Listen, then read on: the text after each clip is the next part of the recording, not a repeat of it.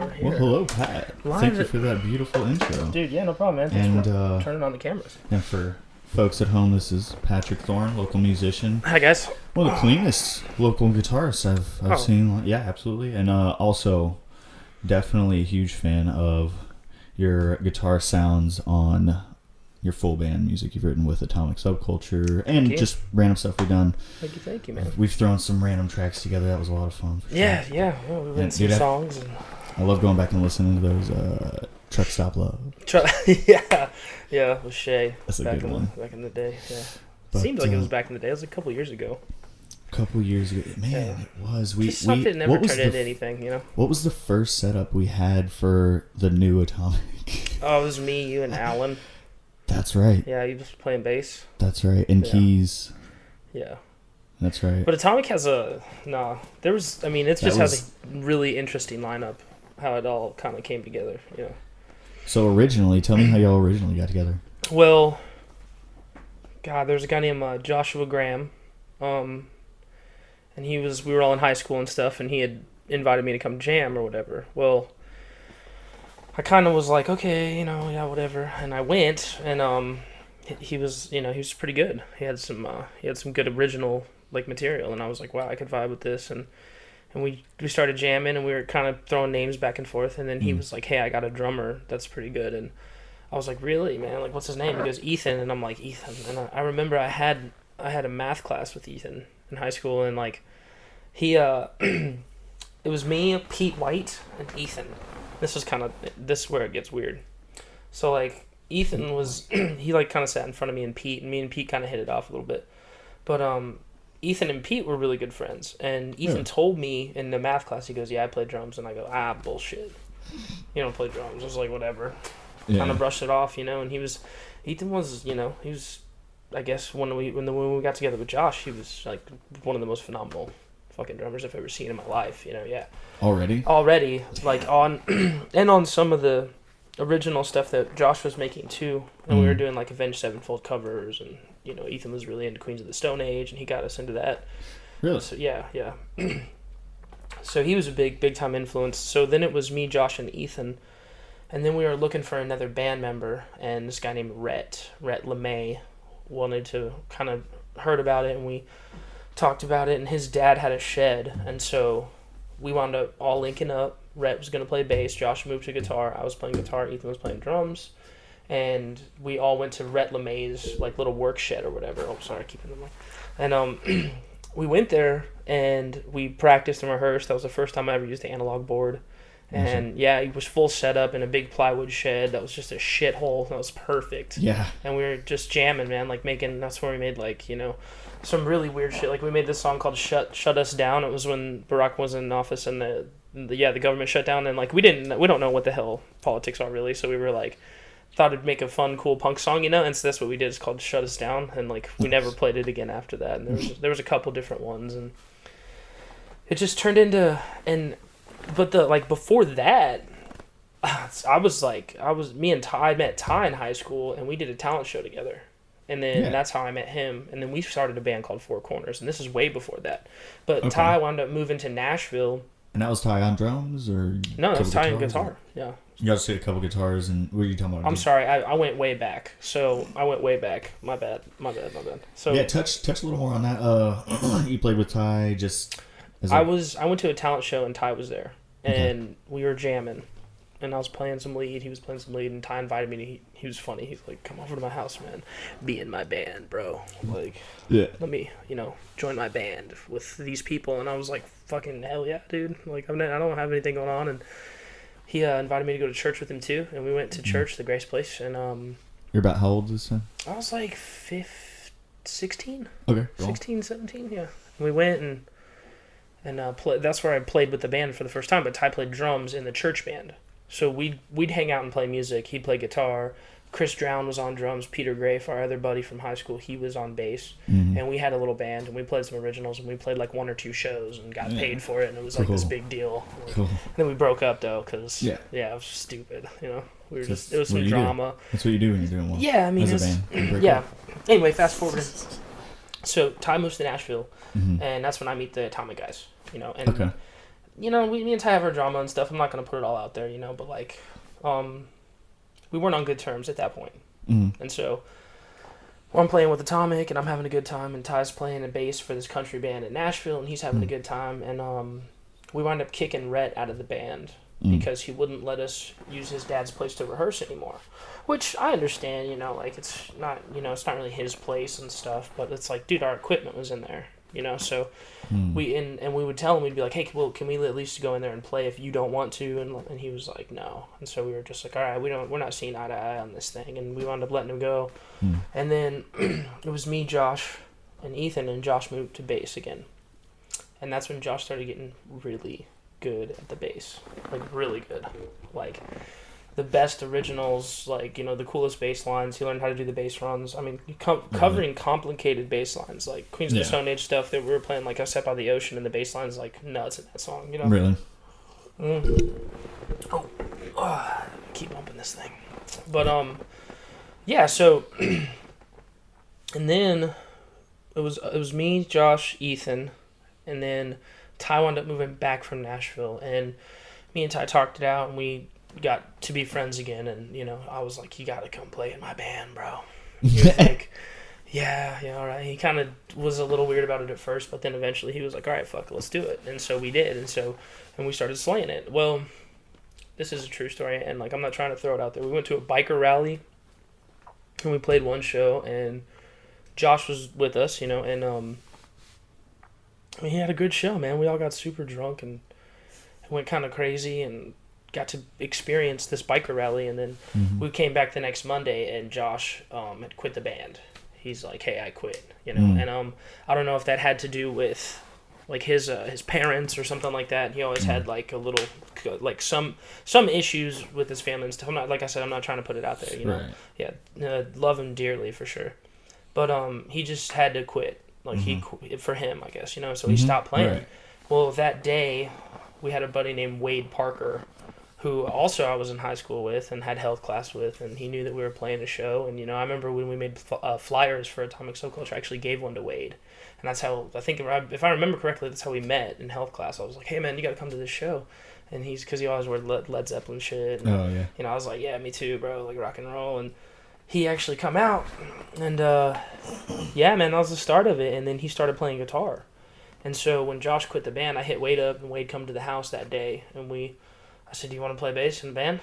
He was like, are you serious? I go, yeah, man. Josh just quit, like, 2 hours ago. You know? Like, yeah. Like, it's about to be Patrick and the Stragglers. You know what I'm saying? So he jumped on? He decided to, yeah, man, and he was, like, full-fledged, super excited to do it, except the only thing is he's like, well, I don't know bass. And I was like, well, bass is just guitar. He's like, he's playing guitar. So that's what they call it, a bass guitar. You know? But I mean, it's the big guitar, you know? Yeah. And, so, we're practicing. Dude, we had a show, like, 3 weeks after he joined the band, and just hounded the shit out of him and made him play the bass riffs, like guitar riffs, and he did it. And then, you know, we did we played some shows, and then me and Ty wound up moving into the band house, ultimately, is what happened. And so we're playing all along all these years. I mean, we're doing the downtown stuff. I mean, we're hanging out. We're trying to get little bars to pay us money to do stuff. And, you know, Risky's is what it was called original, what is Bugsy's now. And there was a lady named Tracy, I think, who ran it. And she was the first person to give us, like, you know, our first $500 for playing. Really? Yeah, it was beautiful. For like 3 hours or 4 hours? Yeah, about 3 hours, 3.5 hours. And y'all are how old at this point? Oh, God. 17, 18. Man, that's young to be playing 3-hour shows. Yeah, man. That's cool. Yeah. Well, Ty was in Nashville, and Ty was like, oh, we could do this. And I'm like, really? He's like, yeah. Yeah, dude. Like, what do, you know? Yeah. He was really the driving factor in shows at first. As far as, like, believing in what y'all could do. Yeah. And then it got a little crazy, like, later. You know? So, yeah. So. Oh, yeah. So, that is, that's how y'all got together, and then how long from that point was it where y'all were living in the band house? Right. So Wade's in the band, and we're playing these shows, and we're doing all this stuff, and we're building our online presence, and we actually applied to this Hard Rock Cafe jam, and it was this thing where you exchange band votes online to get ahead in these polls, and then the top 10 bands are supposed to go to the Hard Rock Cafe in Atlanta and play and compete. Winner gets like a free song with this label and stuff, some other bullshit. Cool. Well, bottom line is we won. We fucking won that shit. Yeah, and like we did a bunch of exchanging of votes. That's where Ty met his chick Camille in France or whatever. And so yeah, that's it, because she was in a band too, and so we were exchanging votes, and then like we won, and then we printed out the contract, and the contract was highlighted. It said, this you're only eligible for this competition if you're within like 300 miles of this place or some shit. And we were like right outside the limit. I forgot how many miles, but it was like we were like right outside of it, and so we got screwed on that. But y'all got some clap from that, right? You got some recognition and everything. Oh yeah, dude, everyone was talking about us, and we were hanging out and jamming. And I mean, when I say everybody, I mean all our friends. You know, not we're yeah, I'm not saying everyone. I'm saying people who we went to school with, and people, you know, chicks we were chasing, and like your mom was like, "Oh, y'all are like actually doing this." No, my dad was. Your dad? Like, your dad. He's like, well, it ain't, you know, not my cup of tea, but fucking whatever. You know, my dad thinks there's two types of music. There's country and western. That's what it is, dude. That's funny. So we bailed out of that thing, man, and it was kind of a bummer, you know. And at the time, I was going through some rough stuff, and my sister she had Rochelle, and like I was going through some personal issues, and push come to shove, my dad like was dating this girl. He's like, all right, I'm out of here, man. Like, you guys are responsible for the utilities, and I'll just pay the rent. And me and my sister just couldn't see eye to eye, like, at all. And so I was talking to Ty. I go, hey, man, I need to get the hell out of my house. You know, like, I need to grow up. You know, I was probably 20, I think. You know, I was 20, yeah. And, in the meantime, y'all were just playing shows, gigging? Yeah, man. You know, working jobs. You know, I was throwing newspapers, working at a furniture store, and some other shit. And, Ty's like, bet. And so, no joke, like, after we had that conversation, like, 2 days later, Ty calls me back. He goes, hey, man, check this out. I'm going with this guy named Randy Halcomb to play for his son's band called The Springs, and there's this big Nashville-style show, and Randy, like, invited him to come because their guitar player dropped out. Because Ty had contacts in Nashville, you know, from doing what he was doing. And Randy was a really big supporter. And so he because Randy was at our very, very first show, like at Santa Fe, like before we could even hit it. Randy is eventually the landlord who rents us the house, right? He tells Ty while they're on this road trip, while he goes, he's like, hey, look, you know, Ty goes, we're trying to find a place to live. And Randy goes, well, I got a place right across the street from me for $350 a month. And we go, how many bedrooms? 4 bedrooms, 2 bath. And I was like, oh, shit, really? You know, $350? Yeah. She goes, well, when we get back, let's sit down with Pat, and we'll figure it out, dude. So, like, they get back. Randy calls me. I go sit down with them. We were at Zaxby's. He had the contract with them. I signed the fucking contract right there, the little renter's agreement. I was like, hell yeah, let's do it. He gave me the keys, and a week later, after we had that conversation, 2 weeks later, sorry, because Ty went and played that gig with him. 2 weeks later, we were moving into that house together, me and Ty. Yeah. And Ty was an IT guy at the school at the time because he had just graduated. Oh, yeah? Yeah, and he was a really good job, man. But so we're living in that band house, and I remember we had a... Pull a little bit closer. Oh, a little bit closer. Okay, sorry. I remember we had it was pretty cool, man. It was like... Randy goes, if you guys fix the house, I'll deduct whatever you fix off of the rent. You know what I mean? He goes, whatever you do, if you paint the walls, if you fix the trim, if you wind up fixing some drywall, whatever, you know. And my dad's a general contractor, so that's kind of what I learned a little bit, you know. Not a lot, but a little bit. And so, dude, Ty and I revamped the whole upstairs of that place. And there was 2 bedrooms upstairs, and then there was a staircase down, and then there was 2 more bedrooms, right? 2 more bedrooms. But there was like a storage room. And so it was real small. It was so small. And they were all painted different colors. One was painted blue, one was painted red, and one was painted purple. No shit. And there was no roof. There was no roof. It was just exposed 2x6s. Yeah. Big. You could just, because, like, think about it. This house in Geneva was... Oh, you're talking about no ceiling. Yeah, this house in Geneva was an old... it floods a lot. And so sometimes they build houses on stilts, kind of like at the beach. Right. Right. And so what they did is they just enclosed the bottom of that. But they never put drywall on like this first floor. So you'd just be walking to be cobwebs and shit, and then you'd be like, oh. But in the rooms it was covered. Yeah. You know? Yeah. But that's what you're saying. Yeah, but it was nice, man. There's a big wraparound balcony, dude. Yeah. Yeah, and I worked at a furniture store, so I'd get like a bunch of furniture and Is that where these came from? No. These were gifted from a friend or whatever when we first. Yeah, when we were living in the house on College Street. That's what. Is that where you got? Oh, College Street. Yeah. Gotcha. So y'all got in the band house. Yeah, we're in the band house. It was amazing, man. And then, Ty, it's $350 a month, man. So you're paying nothing for rent. And then the guys are like, "Hey, man, can I move in?" And we're like, yeah, bro," because we didn't even have a living room, dude. Like, there was no furniture inside the house. It was on the outside of the house. It was on the wraparound porch. I had couches out there, and we'd like wing-back chairs, super nice-ass old furniture that I'd just pick up. Yeah, dude. That's it was funny. awesome.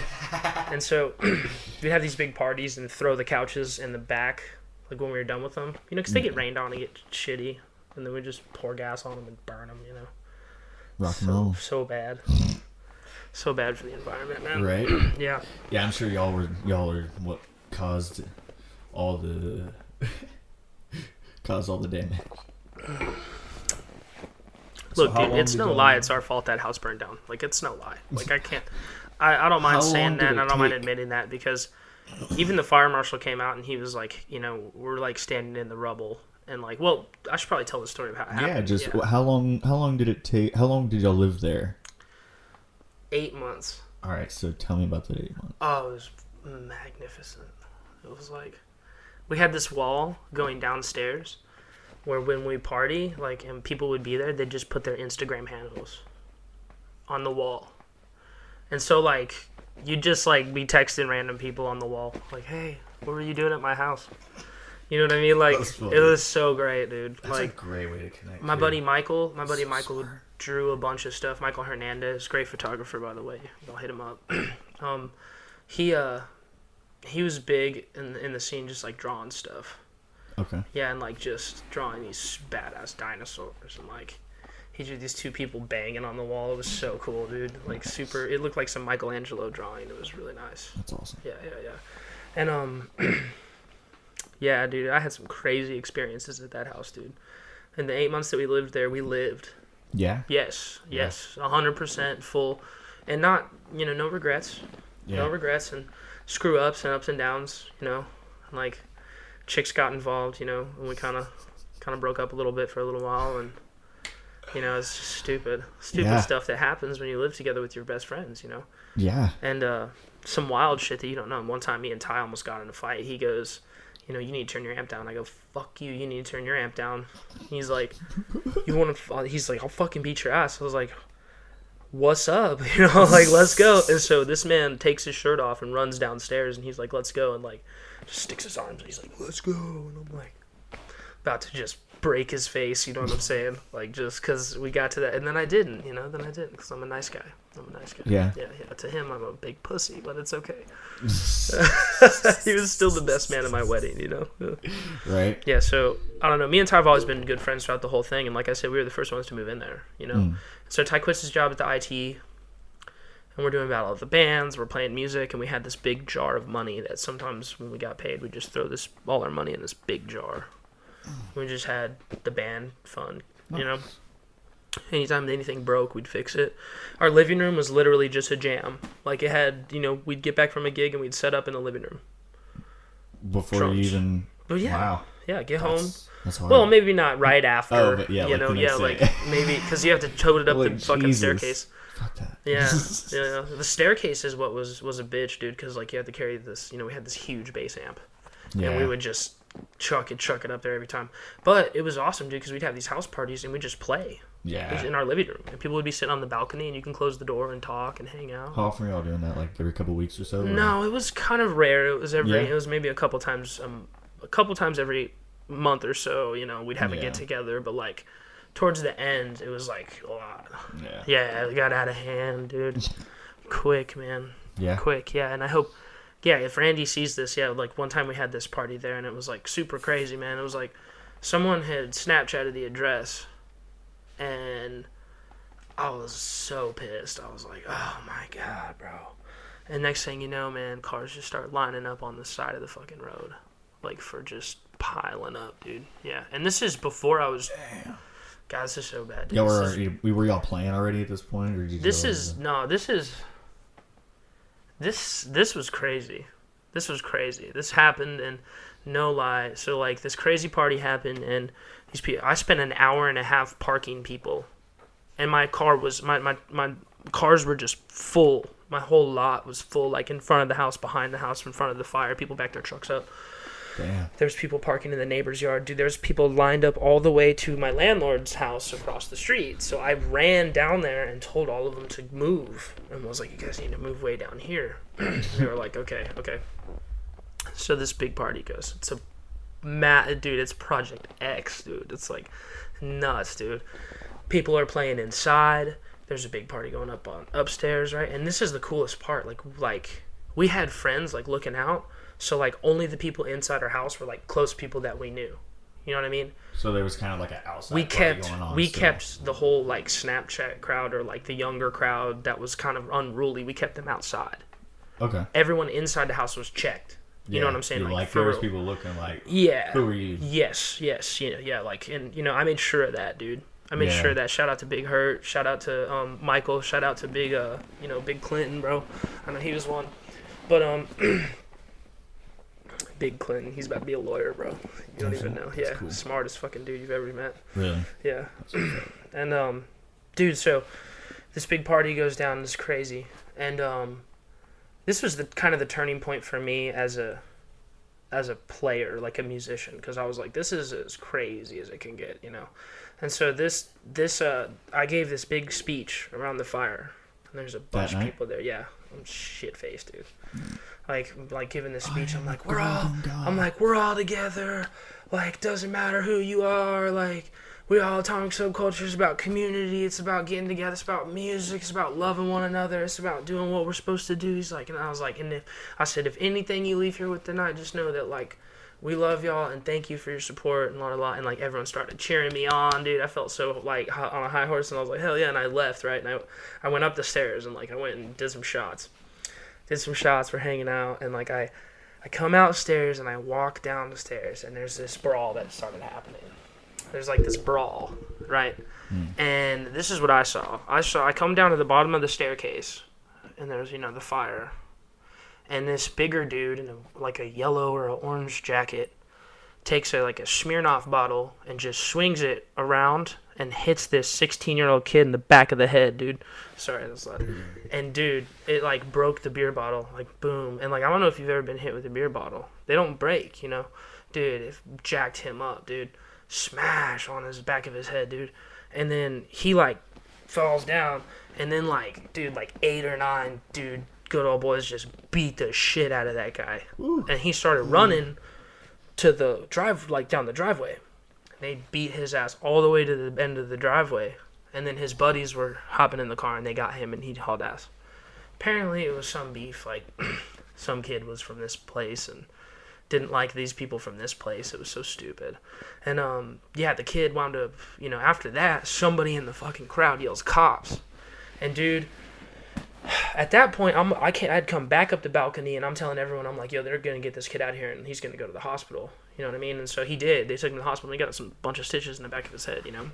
It was nuts, man. And but when they yelled cops, dude, have you ever seen, like, a zombie movie? Like World War Z? It looked like World War Z, like, leaving my driveway. Like, it was, like, just a tunnel freaking vision of a bunch of people just shoved into it. It looked like a funnel, dude. Because, like, I had a real narrow driveway into the big lot of my house. And so when someone yelled cops, everyone was just started running to their cars, dude. And it was just like this mob of people. It was so nuts, bro. It was like, I was like, oh my God. Yeah, and then after that, I decided, like, from now on, I'm just going to hire security, like, at our parties. If it gets crazy. Yeah. Or just at any party. Yeah. I need to use the restroom. Yeah, take your time. Can we take 5? Yeah, absolutely. Okay. We're back. Back from our first break. Welcome to the Cam's Jams podcast. Yes, sir. I'm his guest. And that's the first mention of Cam's Jams podcast on the Cam's Jams podcast, as you have now coined it. Yeah, all right, so officially. I forgot where we were at the band house. You were telling me parties started getting too crazy, and that's like, okay, I'm getting security. Yeah. After that kid got that beer bottle busted over his head, I was like, we can't do this again without security. Like, so we hosted, the next one we did was in April, and it was a I'm a grown up now. Okay, I'm a grown up now. All right. It was a 420 house party is what it was, and we invited our buddy Mike Sasser to come out and perform, and he did. And Chris Brown came out, he performed, and then our band played earlier in the day. But I advertised it as, just, hey, it's a 420 party at our house, right? But I hired security. Yeah. I hired these people called the Plug Uglies to come and do this, and they did. And I had another buddy named Big Hurt. Shout out Big Hurt. Awesome dude. He was walking around with a taser and a, big flashlight, and he was... But it was really cool. Nothing happened. It was really chill. Everyone just had a good time. There's some people, doing what they do, and it was nice. And then we had a good performance, a good turnout, and Nice. I even, if I recall, people paid at the door too, and it wasn't that much. It was like $2 or $3, I think, if I'm not mistaken. Dude, I'd be almost happier to pay $3 at the door than nothing. Oh yeah, something like that, because it feels like heck yeah, they're making something of this. Dude, it was cool to see everybody in their little groups. It was like really, yeah, there were these people like the different band groups and musician groups kind of thing. Yeah, well, we had a good sized yard, mm-hmm. and so this was cool, man, because people came out, we were performing. But, like, when we got done, we were walking around, and you sit there, you smoke a joint with someone or something, you just kind of have a good time. And we had, like, this wooded area, and you could walk back in there, and so there was, like, a group back in there, there was a couch back in there, and there were some people by the fire, and then there were some other people up on the balcony, and it was just a good time. It was very chill. It was cool, but, like, emphasis on the security. Right. And that's what kept it cool, because, like... Dude, that other shit was wild. How many people were doing security? How many bodies? Like 6. 6? Yeah, maybe 5 or 6. To how many people came? A couple hundred or so? No, not to that one. To that one it was probably 40. 40 to 50 people, and then at night maybe more. Yeah. Oh, so people were coming and going. Yeah, they were coming. And, it was all day thing. Yeah, it was nice. Cool. Mm-hmm. That's really cool, man. Yeah, but the other one, it had to be, dude. No, I'm not even lying. It had to be 400. 400 people had to have been there. Folks. I mean, in a 4-bedroom house. Just that's how many it felt like was there. That's how many it felt like was there for sure. It had to. It was overwhelming, dude. That's crazy. Yeah. And so that was. So y'all did one more in April. You did kind of like your own little tiny Woodstock. It sounds like. That's what I'm picturing in my mind. Pretty much, yeah. And pretty much. And then April. What's after April? After April, we're doing a battle of the bands. And what happened was it was consecutive. So it was like a week. It was a week 1, week 2, week 3, week 4. And the winners of the 4 weeks played in like the semifinals. And then after that, there was 2 bands that come together for a show, and then they played for the winning thing, right? Mm-hmm. And so we entered, and we were doing really good, man. We were doing awesome.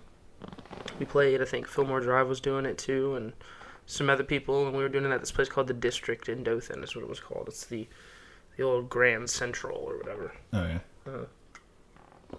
And it was nuts, man. But during the 3rd week of it, I went to go watch Fault Line play. Mm-hmm. And I went there, and me and Wade had an argument in the band room, because he was like, we need to practice. We need to practice right now. And I was like, well, we're good, bro. Like, I was like, what we need to do is promote the band at the jams. I really just wanted to go drink beer, you know what I mean, with my boys. But what was funny is he goes, all right, whatever, fuck you then, well, I'm staying here. I was like, all right. So I left. I went and watched Fillmore, and so it was Wade, Ty, Seth, and Cole. They were all there. And then, if I remember correctly, that's those 4 were there. And I'm at the bar, and I get a phone call from Wade. And Wade goes, and I'm just sitting there chilling, dude. And he's like, I get the phone call, and he's like, hey, man, our house is on fire. And I'm like, what the fuck ever, and I hung up on him. Because I was like, I thought he meant, like, I thought he was just saying, like, oh, our house is on fire, you need to come back so we could practice. That's what I thought he was saying. So I just hung up on him. And then, like, 5 minutes later, Ty called me, and he was just hysterical. He was like, I was like, what's up, man? He goes, dude, everything's burning, everything, we lost everything. Like, everything's gone. I'm like, what? He's like, dude. He's like, it's over. Like, everything's burned up. And I'm like, what the fuck are you talking about? He goes, our fucking house is on fire, man. And I was like, oh my God. So me and my buddy Matt Hartman jumped in his van and fucking hauled ass straight to the house. And dude, I pulled up and that bitch was on fire. It was burning. It was to the sky on fire, dude. It was traumatizing, dude. It sucked, dude. It was like all our stuff, dude. No renter's insurance. I had no renter's insurance. And it was really an undetermined fire. In my opinion, I think it might have been faulty wiring just because some things were exposed. But, like, at the end of the day, like, we were reckless, bro. Mm-hmm. It could have been as simple as someone throwing a cigarette on the balcony. Mm-hmm. You have no idea how that shit started. So we all rendezvoused, and what's funny about, to backtrack, I remember when I told you about Pete and Ethan in my math class. Pete actually lived like 2 houses down from our band house in the country. Really? Yeah. So we went to Pete's house and we kind of rendezvoused and just dealt with it. Yeah. Yeah. It was not okay. It was fucked up. And we were dating some chicks at the time, and they started some GoFundMes. Shout out Amanda Young, that was awesome. Shout out Hannah Bruce, that was pretty cool for you guys to do the GoFundMes for us and really help get our shit back together. But what the worst part of the whole thing, dude, was the next night we had a show at the Plug House. And so our house burned down, we lost every fucking thing. And then the next night we had to play. And we did.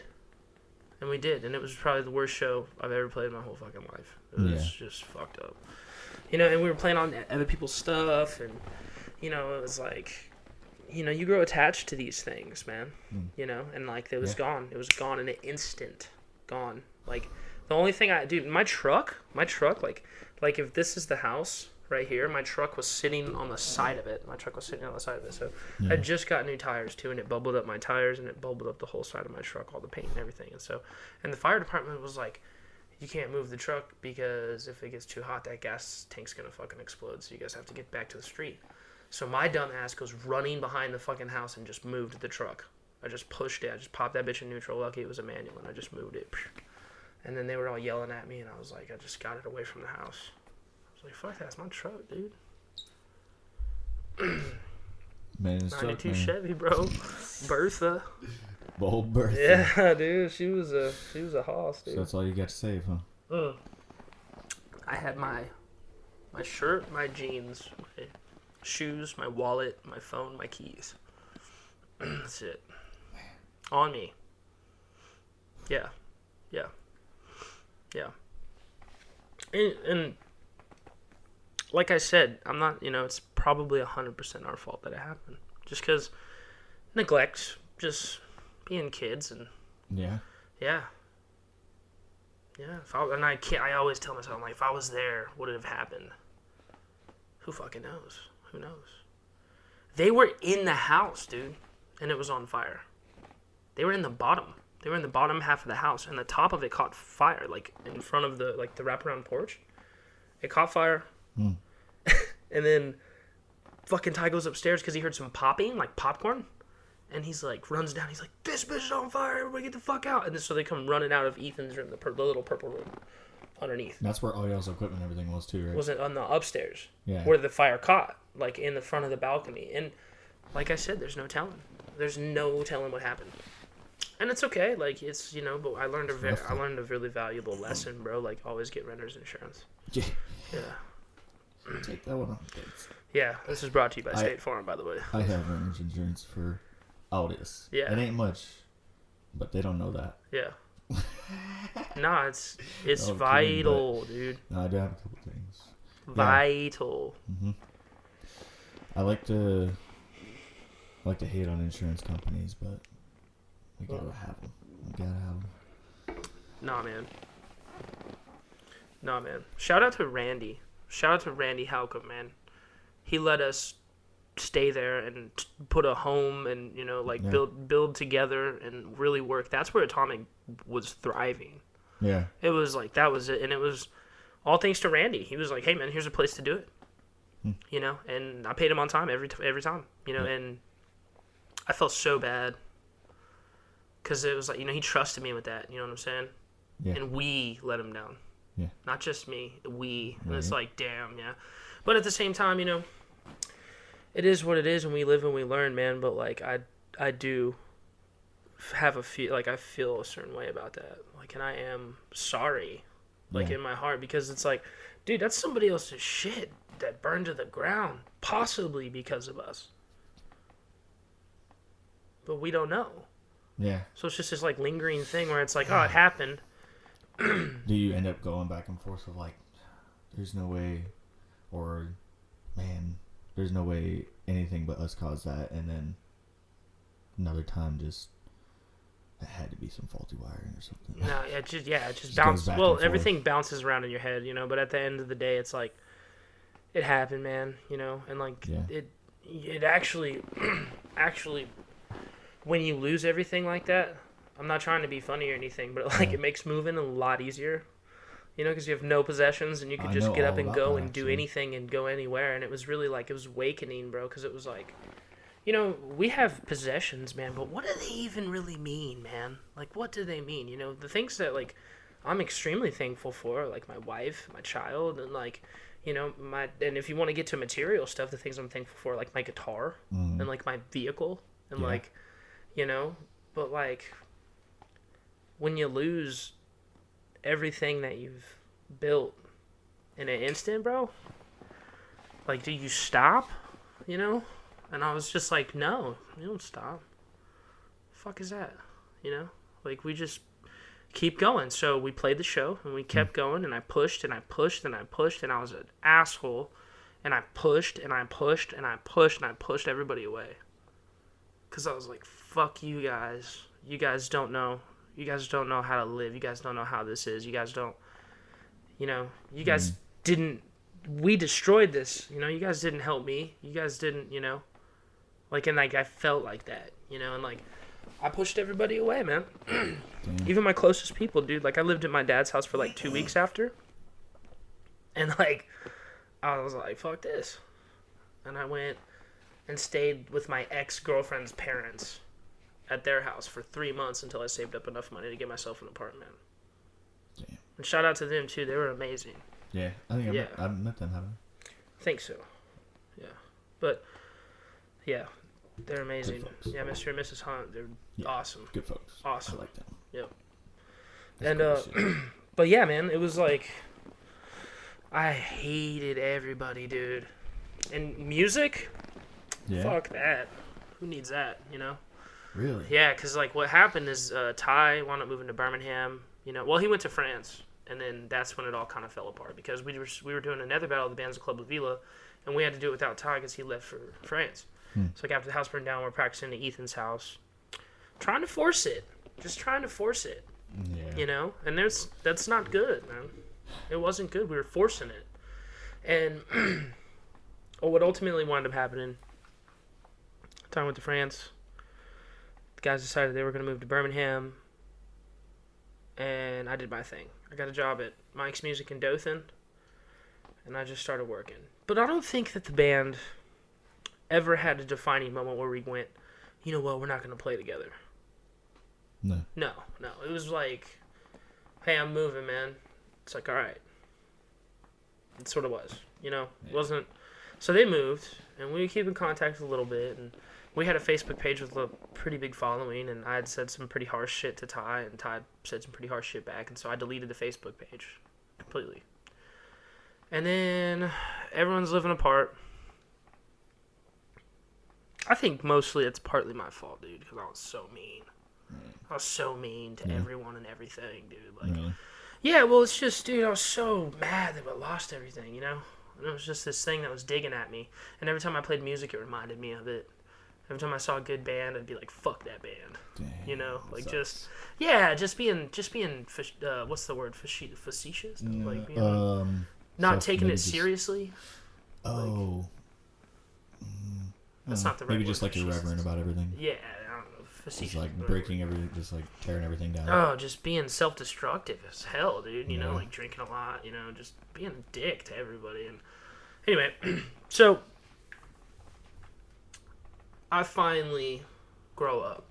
You know, working my job, doing my thing. I took the bitter pill, dude, and I was like, you know what? Music is this thing that you're not gonna like you're not subjective to the people you play with. You know, you're not limited to the people you play with. You know, you can do whatever you want, whenever you want, wherever you want, with whoever you want. You know, so like what I was doing was putting myself in a box and saying that's the only thing I could do musically is Atomic Subculture.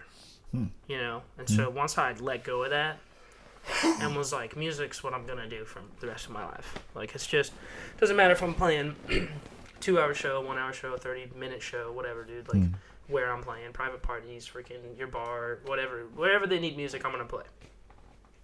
Could give two shits less about getting famous. Give way shits less about any type of recognition for playing because you know how many of us there are. Do you? No. No? Of course not. I don't know. How many people are on the planet?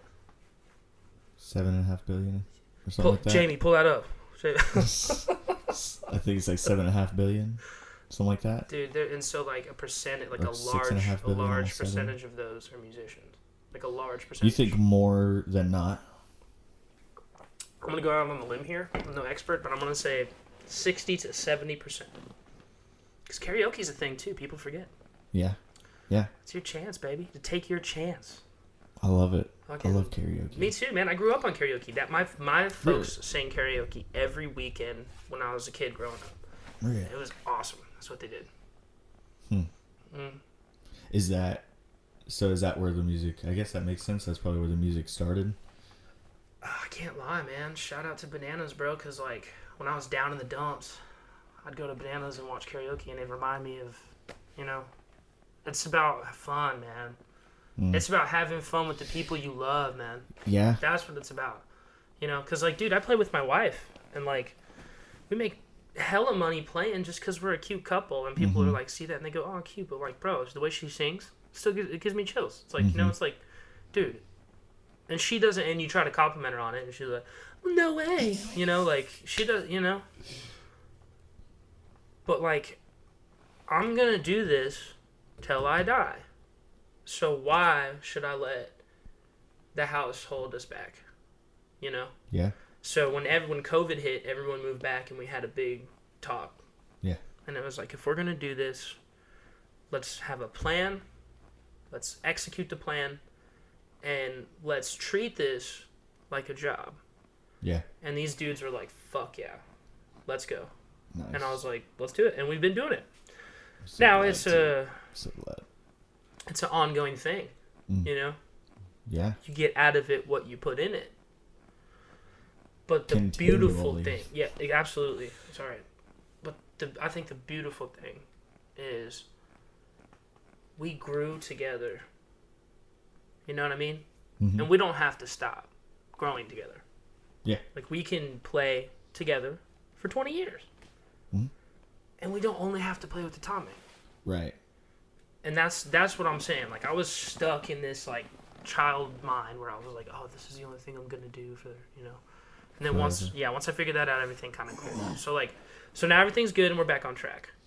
Pretty much. So, which brings us to now, y'all are getting ready to release a couple new songs, if I'm not mistaken, and then remastered 4 of them that y'all got to save from recording in the house that burned down, right?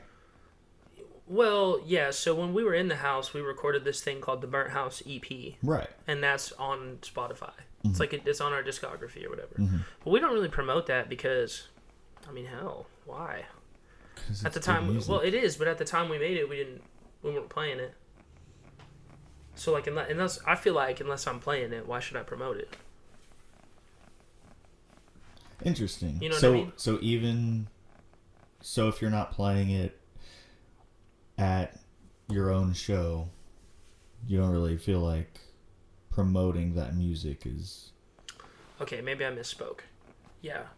Is that what you're saying? No, I'm saying when it's made and it's on our discography and we're like making new music, like we want to play the... because you weren't playing together at that... Right. Gotcha. We weren't playing together at that time for so long. Yeah. That like now... So we do. We have 6 songs that are coming out. Mm-hmm. And they're good. They're what we did during that time. Right. You know? And this next year, we're going to be recording another album. And so it's just... We're gonna try to do it all in a good time frame for people that have liked the band and who do like the band, and we're trying to modernize them a little bit to reach new people. Is what we're trying to do. Okay. You know, so yeah, got 6 songs that are coming out, and yeah, they're pretty cool. I can't really talk a whole lot about it because the artwork is still like in the making, and we don't know the order of the songs yet or whatever. Right. But I can tell you that Atomic Subculture is an established LLC. And we are a business together now, which is awesome. Yes. And we are a entertainment group. And we write songs, we do open mics, we do live shows, and eventually we're going to get our music videos up and just slowly grind at it, man. Are there songs y'all are already playing that will end up being on your future albums? Yes. Yes. At your live shows? Yep. So great reason to come see them live. Anytime you see them, every time you see them playing close by. Because y'all have enough songs where you could go to 2 consecutive shows and hear a lot of different music from one to the other, no? Yeah, right now we've been kind of focusing on the cover band aspect. Yeah. Because we just, we want to get in people's faces. Yeah, I got you. We want to get in people's faces and we want to get out there and we want to play. Yeah. So, and you got to, people are funny. They say, oh, you have to play covers. You don't have to. You really don't. Good to. Well, you don't have Generally, to. I think. You don't have to. Yeah. But if you don't, you're not going to make that much money, first of all. And second of all, you're not going to reach as many people. Because if somebody hears you play a song that they like an old school song, and then they're going to be more apt to listen to what you're going to create. Mm-hmm. You know what I'm saying? Because they go, man, I seen so and so, and he did a wonderful cover of this, and then he played this song that he wrote, and it goes ba-boom. Right. I mean, Tyler Childers is a good example, man. You can see him at a show, dude. He'd be covering some Pink Floyd and stuff. Really. And I'm not saying even still. Right. But in my opinion, a band should play everything. Yeah. I think I knew what she thought. Okay, yeah, a band should play together. Should play together. No, like everything and anything. That's my opinion. Yeah. Because but I do like the whole, okay, let's make an artwork and then music and art to fit the artwork. I love that shit. Yes. That's awesome and that's fun too, But the music never stops. Ever. So, I don't know, man. I feel like covers are a great way, especially when you're not extremely creative at first, is 1, to get tighter, and then 2, just to fill in the gaps for when you do want to play. Dude. Because I love to just play. Yes. We should be... But if that's not just something you love to do, then just be in a studio band or 2. I mean, getting super deep, dude. We should be thankful that we have a medium to listen to our ancestors on. Literally. You know what I'm saying? Literally. You plug in the album of the 1940s album, dude. Some of those people aren't around anymore. You're tapping into time, man. You're tapping into history. You're telling me I can create that and make a living? Oh, sign me up, bro. But then you kind of realize that, oh shit, this is a big, big pool. You can go anywhere. You can sell out. You don't have to sell out. Yeah. You know what I'm saying? Yeah, and I mean, I look at... I wanted to talk a little bit about, you said how playing shows is going to get people to listen to your music. And yeah, that's definitely... I think it's definitely the case. And I definitely have been moved more by... Well, I'll say that. I've been moved pretty heavily by shows, but also by a track of a band I've never seen before. Okay. So at the same time, I think that... oh, man. I heard something outside and I lost my damn train of thought for a second. No, but basically what I was saying is, I think what we're going to see more of because of our current situation and how we might end up seeing it again, Who knows? But we are already seeing a ton of like studio bands where they're remote, where the musicians haven't even necessarily met. Yeah. Making great music. Yeah. They could easily link up, sorry to interrupt, but they could easily just link up and then play those shows or whatever. Absolutely. Yeah, and that's happened. I knew a buddy, Connor Dugan, I believe. I don't know if they ended up playing shows. I think they had other plans, but making some really cool gent metal music. Dude, he's so good too. He's so fast, dude. God, I love gent. Yeah. And so yeah, there's definitely space for that, and I think that also comes a lot easier for people who do have a career already, because they have to pay, they have to live a certain standard of living. Yeah. And that's a great way to like put one foot in so that you can start getting your grips on certain things, little details, certain skills. And I mean, dude, technique. But I will say that playing live, and this is something I was talking to Ty about, playing live, I think is the best way to get your original music where it needs to be. Finish it up. Because, like, you can have original music finished, and you play it live, and you realize, ooh, I didn't like how that morphs. Felt. Yeah, morphs. Yeah. Changes. Yeah. I'm starting to get more and more and more of my material from just playing a few chords live, and then just, like... You ever catch, like, you ever catch a dirty look from somebody when you're playing? No. Like, just stuff, like, they're just like, ugh. I've caught the ears. I've caught the closed ears. Cool. I've got those, but I haven't gotten any dirty looks. Maybe I just don't pay attention. Yeah. But I've also maybe you're just not covering the right songs. Here's it, right? I'm not rock and roll enough. No, I'm just kidding. No, this is something that's interesting about my life though, is that, like, for instance, serving tables, I never had rude customers ever. You are a pretty friendly guy. You are a pretty friendly guy out the jump, though. I guess that's what it is, but it's just... I've just been really lucky with a lot of that, and so I think that probably plays on stage too. Dude. Like, people see who you are so quickly just by you doing what you do, and then watching you do your job. I think that's a really good look into somebody. I think you see who you are. Like, think about it. Like, you have to shout out to Dennis Chastain and The Craft, the man himself. Big shout out. Wonderful man. Super hard worker. Super just strive Huge respect for him. Strive to be as much of a hard worker as that guy is. Very fair to the musicians, and he's always keeping us booked. You know what I'm saying? Yeah, he is. Shout out to Cam's Jams on Tuesday at The Craft, Dennis's restaurant. And like having a stage once a week for a whole year. That's lucky, dude. It is. And like that's like wow, man. And you're hosting that. So you're seeing the talent, you're seeing people come through. People are asking you advice because they respect you and they go, "Oh man, look at this dude up here playing." Because when people don't understand, dude, when no one shows up to these open mics, that's your gig. Yep. That's your gig all day long, dude. All day long. Get it out, bro. Get it out while you're there and like practice and freaking play. Like, that stage is the only stage you're gonna play on like forever. That's the way I feel. Like I try to own every stage I play. That's what they're there for. That's what they're there for. You're on a stage. People are like, "What do you got?" Yeah. What do you got? Yeah. And like, I love that. Yeah. I love that shit. It's almost like a challenge. Yeah, but it's like, oh, you're gonna take a stage. We'll see. So I can imagine like it's probably difficult like playing like just every now and then. Because, like, I do the jam, too. I do an open mic. But, like, shout out to Bugsy's on Wednesday night, 8 to 11. We do the open mic there every Wednesday. Come out, drink some beers, hang out. That's once a week, dude. That's a stage. That's your band. That's your stand. Playing with people you never know. It's so much fun. Yes. So much fun. And hitting on what you were talking about, when nobody shows up, I'm not usually prepared to play 3 hours, but I have to do it, and then it makes you better at just on the spot. Right. Yep. Whatever you got to do, I'm there. I can do it. It doesn't matter. Yep. I'll put on some music and play over. I don't care.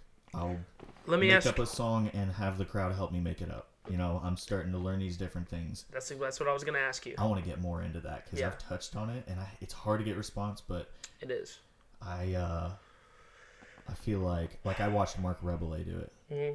Ideologue, dude's nuts. You know what I'm talking about? Dude is classic. So good, and he's so like there's a big personality, man, and he'll just have people yell stuff out, but he gets so engaged. And I've seen people really, really engaged with you, and I've touched that, but I've definitely learned a little bit from watching. That's tough, dude. Man. That's flattering because I fucking think I suck, and like, it's hard for me to like we got these wireless mics, right? Okay. Now we have to use them. You know what I mean? I'm not used to grabbing the mic and getting in people's faces, but sometimes that's what people want, man. You know? I mean, that's what people want. That they want you to freaking perform, and they want you to show your ass, and they want you to do something crazy. You know what I mean? And they want you to, play that freaking crazy dance booty music song. You know, like, I'll never forget, we were playing Butner's Tavern when it was, like, a bar on downtown, man. And, like, we covered this song, Colt 45 by Afroman. Yeah. Dude, I've never played a litter song than that. Like, because, dude, it's like, we just went off. Like, saying just crazy. People were like, what the hell? Like, and it was fun, man, and dude, people bought t-shirts. People hung out. People bought stickers. You know what I'm saying? And, like, at the end of the night, bro. Yo.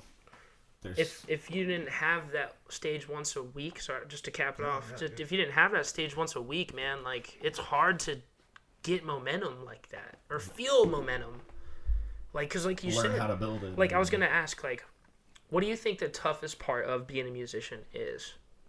Learning how to monetize it and without making it a pain in the ass. Yeah, or otherwise learning how to keep yourself playing, because without a gig, you're not going to practice unless you are really. You have to find some sort of gig, whether it's you're playing at a party, whether you're playing at an open mic. Yep. You have to have a gig, and this is for the 9 out of 10. You got that 1 out of 10 who's really, just really driven for maybe but it's usually they have a project or something. There's some goal. Without that, and being a music teacher, that's what I've learned is you will not play without a gig, and if you gig too much, you'll get burnt out. Yeah.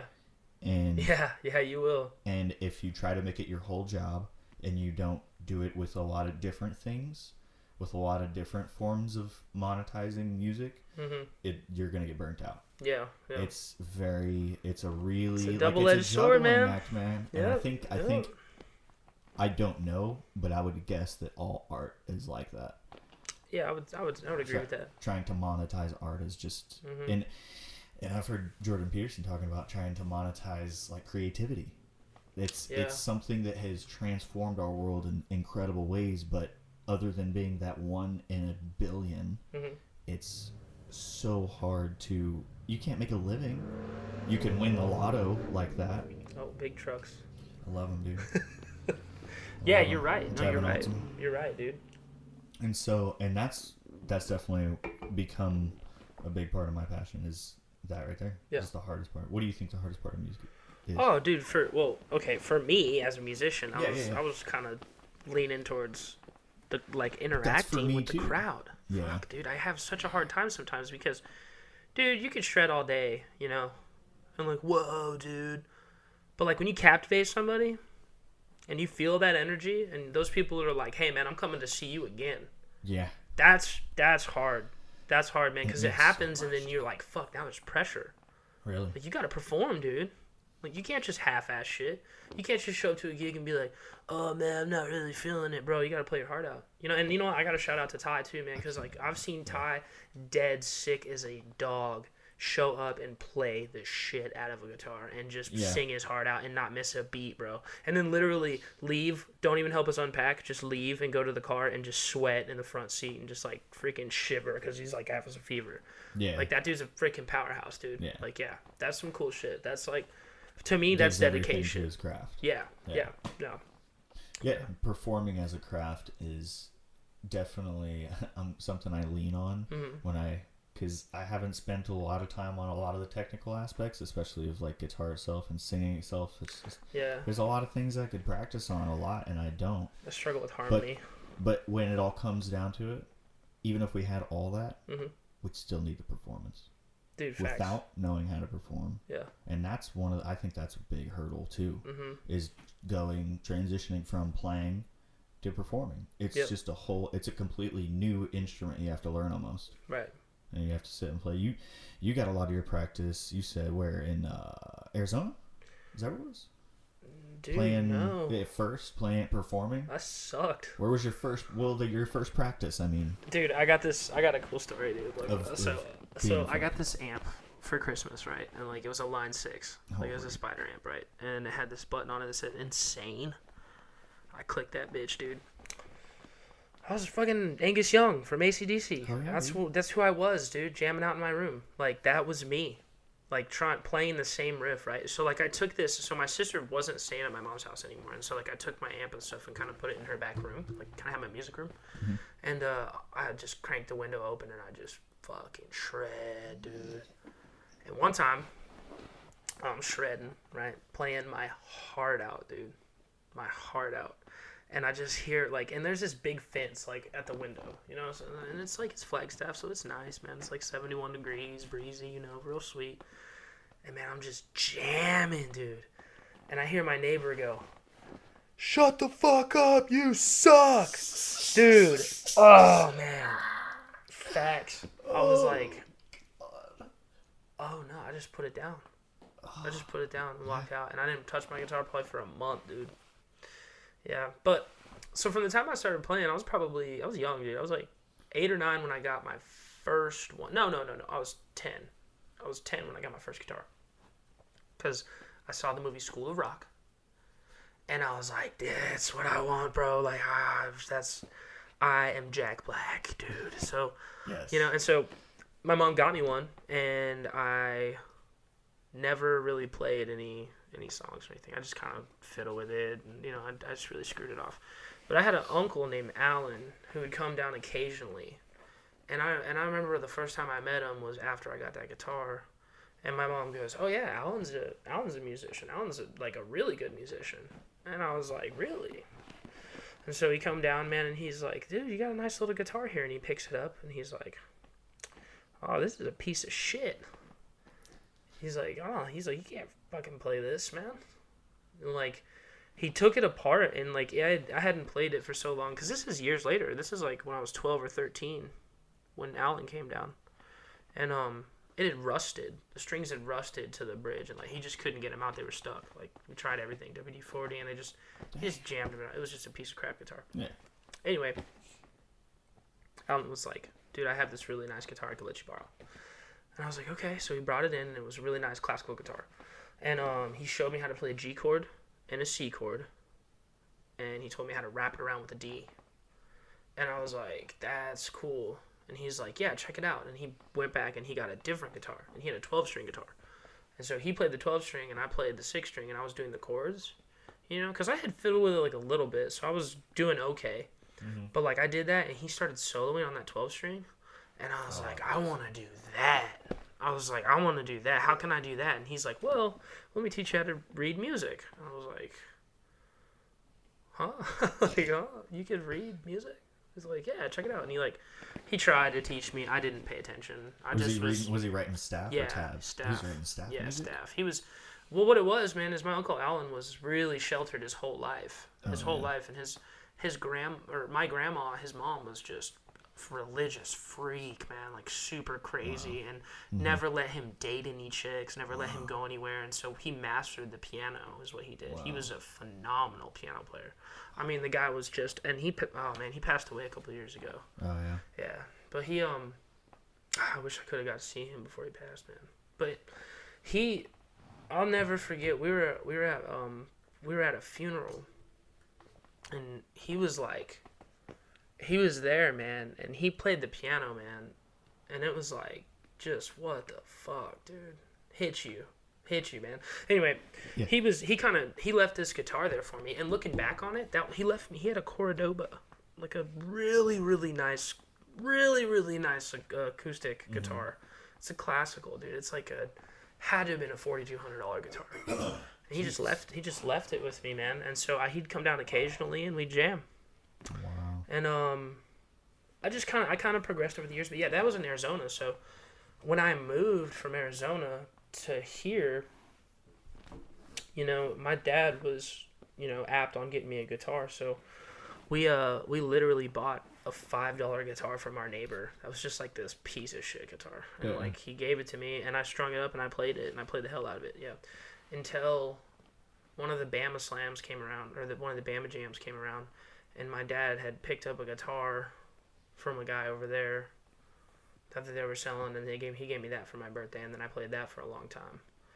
And then but like, dude, I had a couple guitars in Arizona, but before I left, Alan came and got his, and he got all his stuff, You okay there, buddy? Uh-oh, it was technical difficulties. We're not going to talk about what just happened. Oh no, was it not on the whole time? It was the wrong way. It was facing you. It was facing me. Good thing I haven't been saying much. It's okay. No, but so you got your guitar. I'm sorry. No, so in Arizona I had some guitars, but when I moved I didn't take them with me. I didn't take them with me. And so we got a shitty guitar, I got a better guitar. And I would hang out, and my dad he was a bachelor, dude, so like he'd invite his friends over and we'd jam. And they'd request songs and I'd play them, and I didn't know like a lot about playing. You know what I mean? 'Cause I was still pretty young, so like I would like start a song and not finish it. Well, these dudes would like throw their beer cans at me and be like, "You fucking suck, dude! Like, play the whole thing," And so like, this is all out of love, though, Yeah. But yeah, man. So I just started playing start to finish, man. Yeah. I was like, let's just play these songs start to finish. Learn the bridge. What's a bridge? Learn that. Yeah, it's crazy how many people play and play and play and never learn a single song start to finish. It took me a long time. Yeah. It took playing at church. Yeah. To start making me do it because I had to. Oh, dude, yeah. Yeah. So, your first performing was here? Or your first, like, regular performing kind of thing? Yeah. Yeah, like my first show. Yeah, my first show was here, yeah.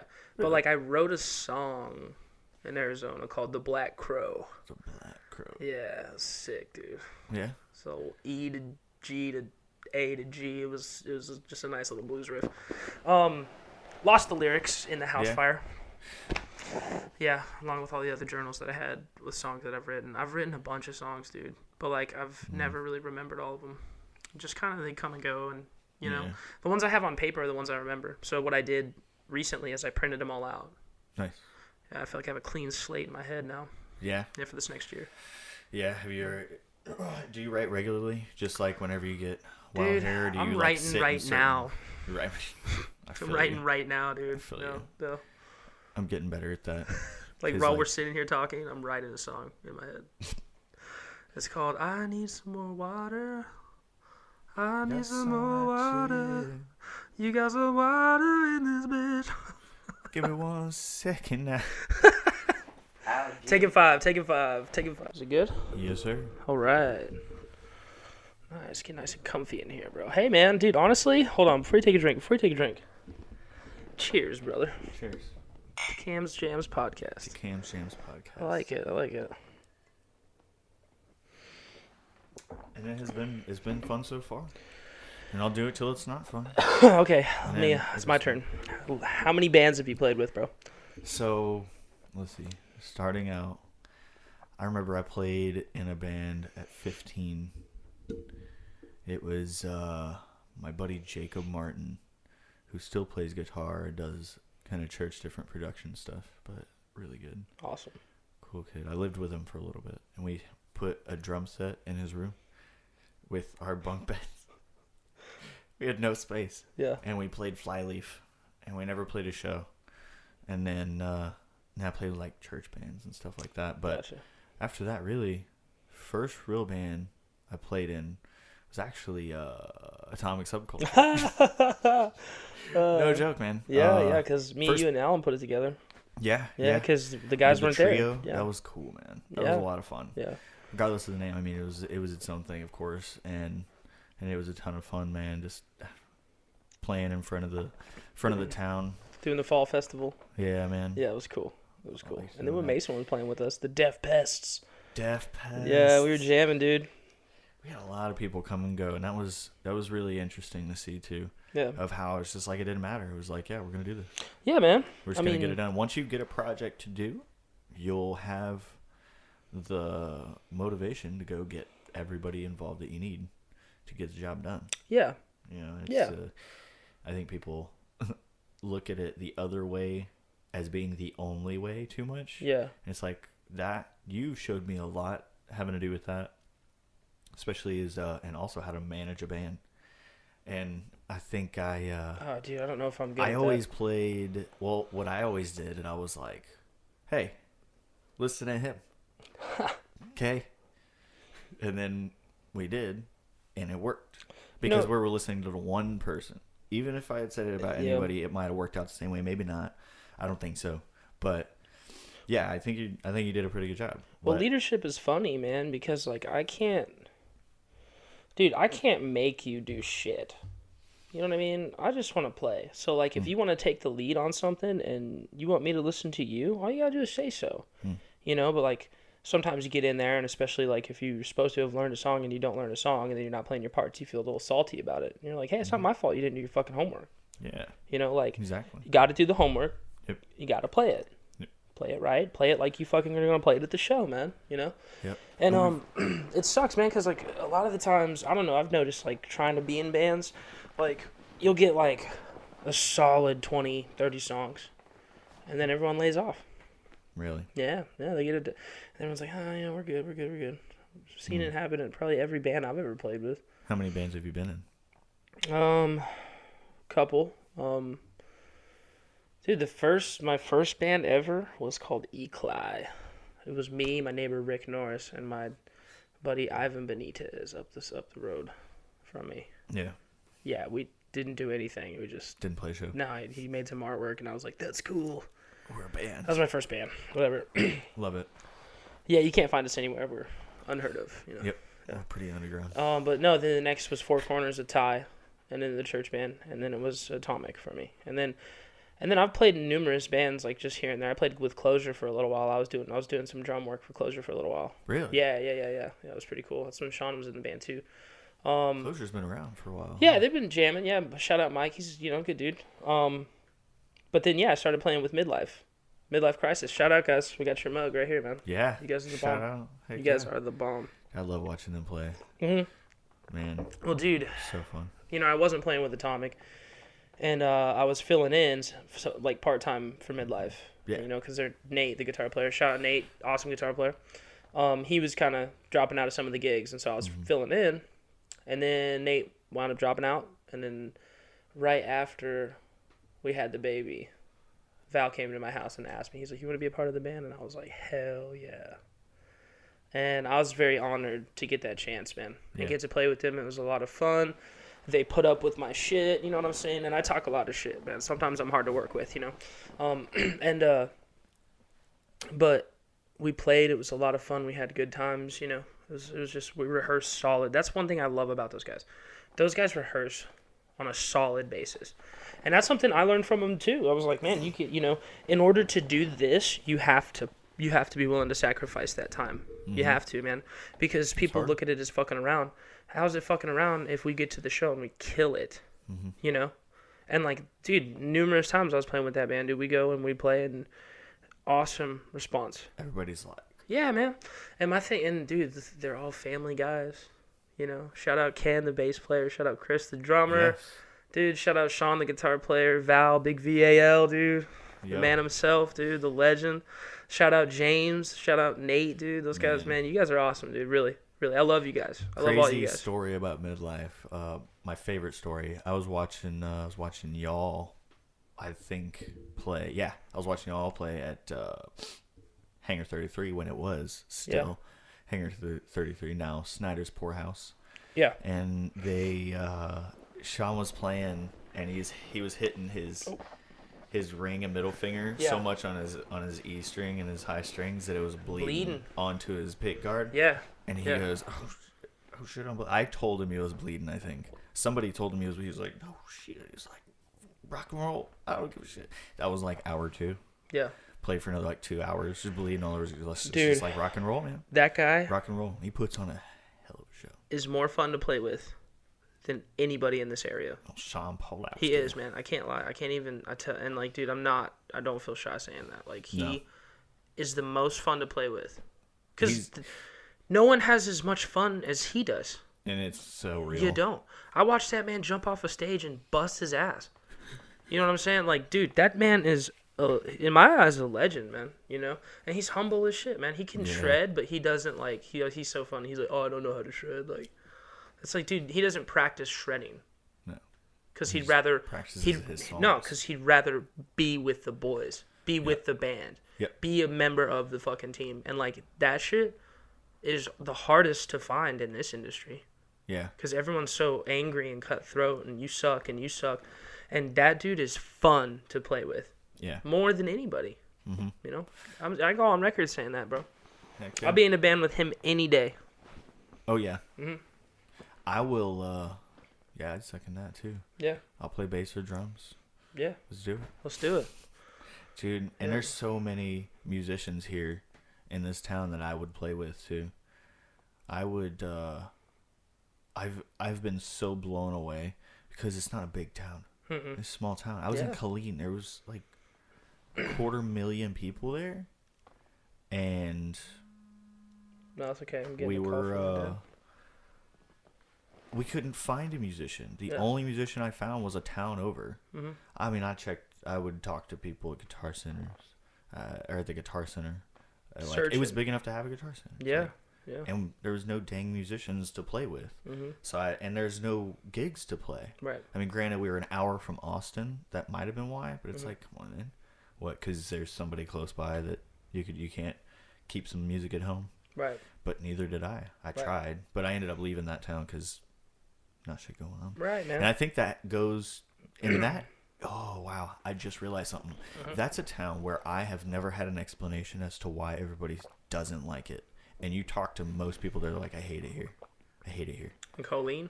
Killeen, Texas. Yeah, Killeen. Killee. And Killeen, Fort Hood. Okay. Is what it's attached to. And all it does is serve the military. It doesn't have any industry.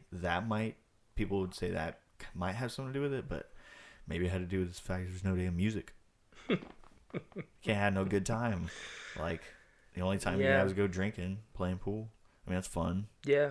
But you go see a show, and it just, I don't know, it definitely reminds me of just how good it is, how good it feels to just be in such an incredible moment to share with people who've put their work in and made an awesome show and showing their specific abilities, and like watching you guys play is so cool, especially the original stuff. Dude, thanks, man. And I'll never forget it. And I forget everything. Yeah. I'd like to think we work hard at it, you know, and we do, man. We put in the time, and we've been playing a lot together at Bugsy's at this jam that we're doing, so we've been lucky and blessed, man. And, you know, I mean, that's really where you do it, is at these jams. That's how you get these bands together. Yeah. Yeah, man, because, dude, if you... I don't know if you remember the first time we did it. There was a guy that showed up, and he played banjo. Yeah. Yeah, and they were with he was with another dude who played guitar. Yeah. But they were called Waylon, Sam, and Goddamn or whatever. Something like that. Something like that. It was dude. I was like, this is awesome. Yeah. And that locked me into the gig right there, because I was like, oh. You get to experience shit like this, oh, dude, yeah. Anyone's welcome to come jam. Yes. And I want to work in, I really do, dude. I really want to work in some stand-up. Yeah. But I do not know how. And I don't know the format, and I don't know the legality behind some stand-up, because, I don't want to tell a bar full of people to shut up and listen to somebody. Right. You know, as a host. Yeah. You know, because it's not a comedy bar. It's a rock and roll bar. You know? Have to, how do you do that? And you have to make it a thing. Yeah. It has to be a whole thing. You almost have to, you can't take a space where people are already used to using it. Yeah. You have to make a new space for it. Right. That's the only way to do it. Yeah, but it being Even the just open, like that. yeah, but being the open mic, like just all musicians welcome, you know. Absolutely. And it's I don't know. I was proven wrong where I had a moment like that where this 15-year-old girl came and she's like, I want to do a cappella, and I'm like, oh god, here we go, and she murdered it. She killed it. Nobody was talking. Never judge a book, dude. Everybody shut up and listened, because just the first note was just angelic. And I still have the recording. I'm like, I'll still listen to it. It's crazy. Yeah.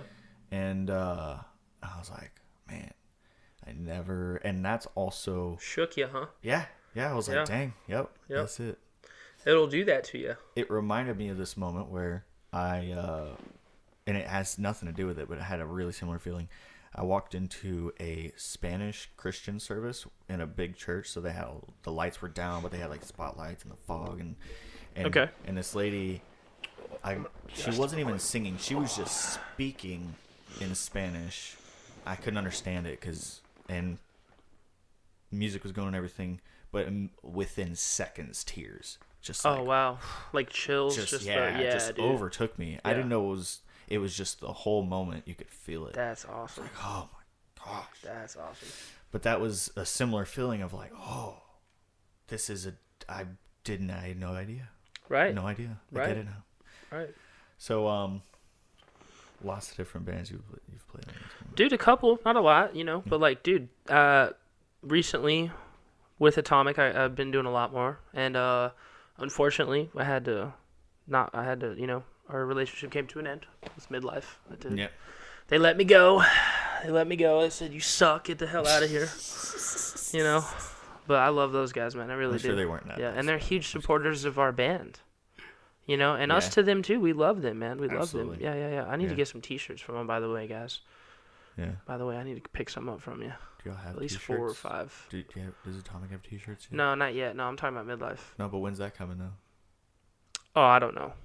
I don't know. We're still in the mix, man, you know? And like we're not taking this thing to this weird place where it's like, oh, we're just going to start cranking out shit. You know, we're just going to take our time. Yeah. We're going to take our time and we're going to put in the good work. And we're going to bust ass and we're going to play shows and then we're going to brand. Yeah. And then we're just going to slowly sell the brand, dude, because the more people I got asking me for T-shirts, the more sales I'm going to make.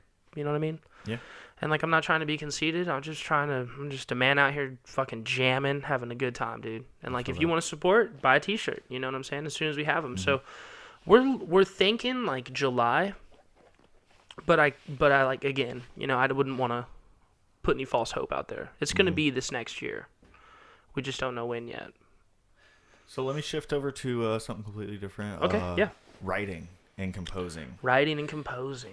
How much, here's a random question. How much music do you make that is finished without words? Do you ever write any instrumentals? Yeah, I do. That's a couple or that for me is rare. Yeah. Yeah, the whole instrumental aspect, like if I do like a piece, make like a piece, that's what I would call it. Like, yeah, where it's like movements and stuff like that. Yeah, I do that sometimes.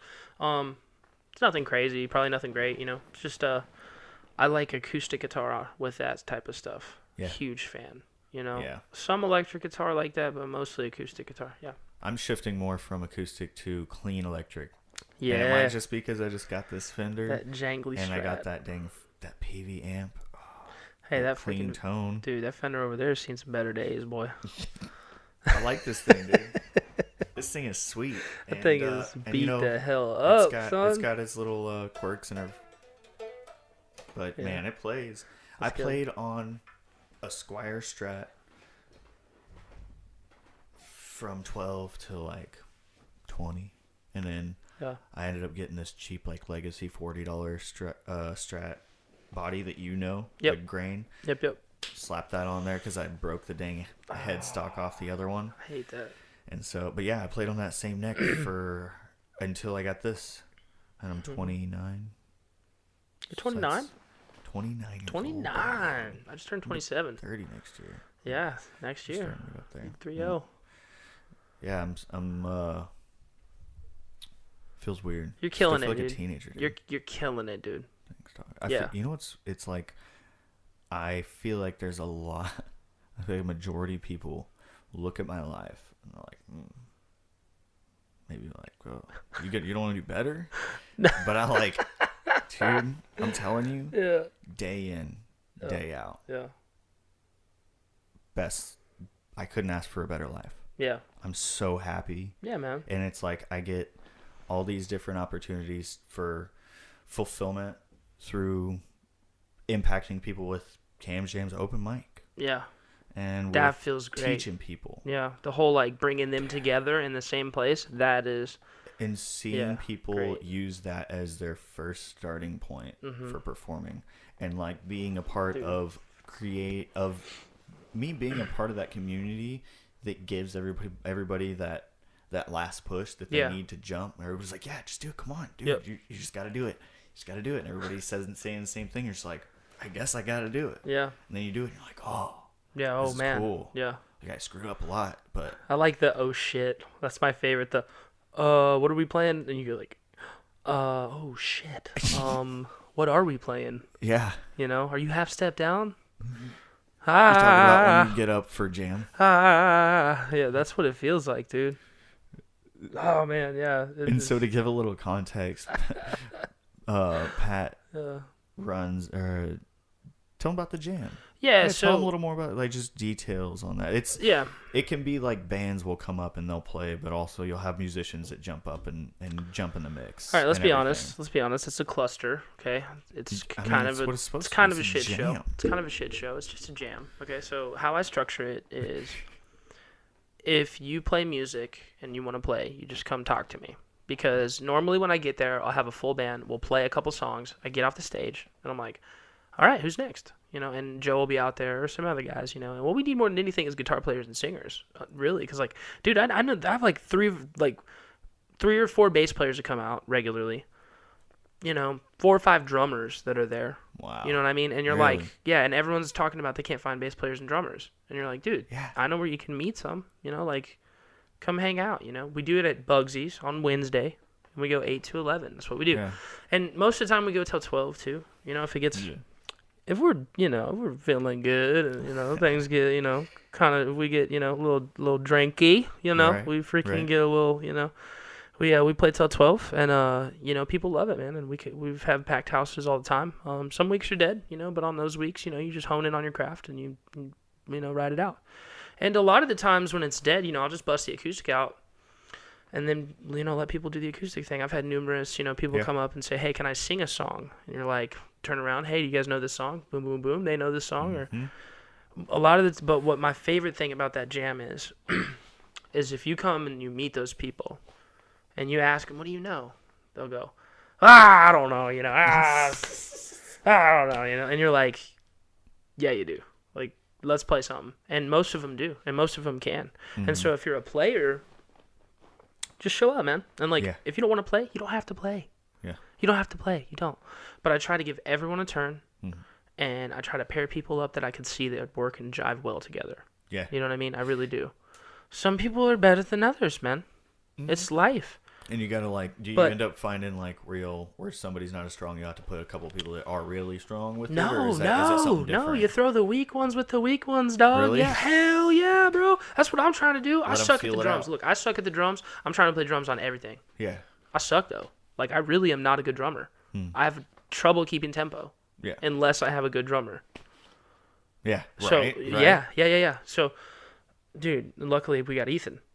And Ethan just holds it down the whole fucking night for everybody if no one's there.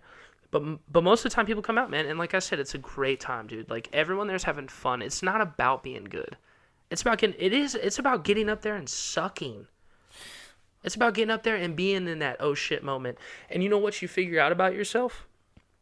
You don't die. Nothing happens. What's going to happen?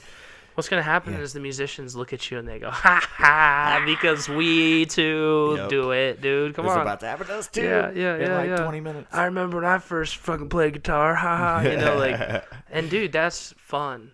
Yes. That's fun, dude. Like, camaraderie. Yeah, dude. So, I mean, everyone's welcome, dude. And you know what? It's just a small local bar that's like, it's not this thing, dude. It's not this thing where it's like, oh, we gotta prepare ourselves to go play there. Dude, just show up, get some drinks, and let's fucking jam. It's that simple. And another thing I'm loving that is it seems like it's creating a connection between the older musicians and the younger musicians, because it's a place for everyone. Yeah, dude, and I don't treat any of the older ones differently than I treat people my age, man, because we're all musicians. We're all scumbags. Yep. Yeah, and we all... Yeah, dude, deep down. I'll tell you what, though. Joe Tomlin, Smoking Joe. Smoking Joe. I love you, buddy. He's so... I fight him on the volume a lot of the time. A lot of the time I do. It's just me and him. Yep. It's mano y mano. It's like, yep. All right, I'm half tempted to be like, listen, man. Turn down. But I don't want to be that guy. I don't want to be that guy. Yeah. But I'm that guy. It's your job. That's my job. It's your job. It's my job. And it's like, and dude, it's not that it's too loud. It's just like, for other people, they suffer, man. Like the bartenders, when Joe's playing sometimes, piercing. You know what I'm saying? High notes. Especially if it's an empty bar.